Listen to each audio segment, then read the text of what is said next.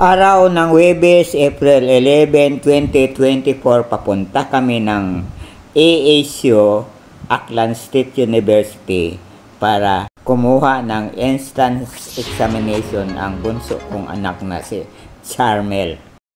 Kasama rin ang kaisa-isang lalaki kong anak na si Rafraf.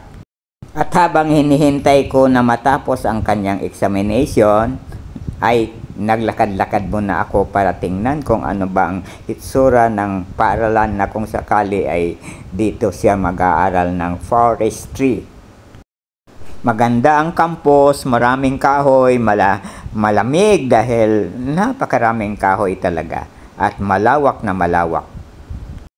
Uminom muna kami sa kanilang kantin ng kape. Ito ang main campus sa Banga, Aklan. Meron pa silang campus sa iba-ibang parte ng Aklan, sa Kalibo, sa Numancia, sa New Washington, at sa Ibahay, at Makato.